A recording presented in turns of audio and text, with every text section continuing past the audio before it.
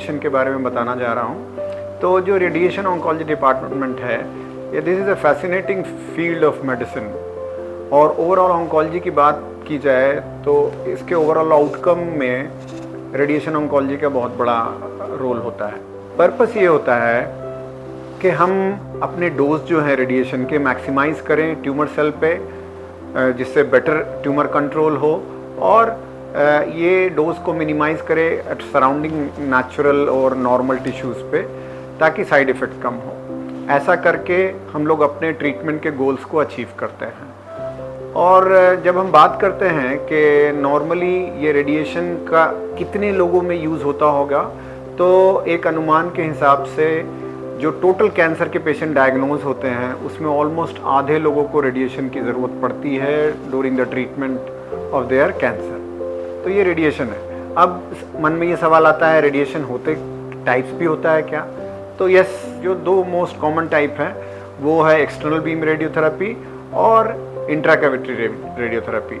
External beam जो है ये अर्लियर ये तो एक्सरे और कोबाल्ट मशीन होती थी, वो सब चीज़ें अब ऑब्सोलीट हो गई हैं। आज के ज़माने में जो हम लोग ये देते हैं तो उनमें कन्वेंशनल लिनैक्स हैं और एडवांस लिनैक भी आ गए हैं, और इसके अलावा और सब भी काफ़ी एडवांस मशीन है, साइबर नाइफ, टोमोथेरेपी।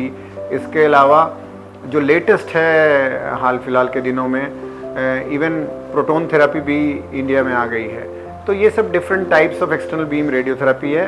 जो ब्रैकीथेरेपी है उसमें हम लोग रेडियो एक्टिव आइसोटोप यूज़ करते हैं, और उसमें हम लोग बहुत क्लोज कॉन्टैक्ट से या विद इन ट्यूमर हम लोग वो रेडिएशन देते हैं, डिपेंडिंग अपॉन ट्यूमर और depending upon stages of tumour. तो ये जब इवॉल्व हुआ है, एडवांसमेंट हुई है इमेजिंग में और रेडिएशन ऑन्कोलॉजी में, that has enabled us to do things in lesser time and in more precise way. तो ये रेडिएशन की ब्यूटी अभी हो गई है, और हम लोग इस पे डेली हम लोग प्रैक्टिस कर रहे हैं। Like in our hospital we are treating around 70-80 patient, mostly by precision technique, that is IMRT, IJRT, और कुछ पेशेंट्स स्टीरियोटैक्टिक वाले भी होते हैं। कमिंग टू लाइक क्या साइड इफ़ेक्ट्स हैं, तो depending upon site of the body where tumour is there we are giving radiation, उसके हिसाब से साइड इफ़ेक्ट्स आते हैं, जो कि दो तरीके के बोलते हैं हम लोग, अक्यूट और लेट।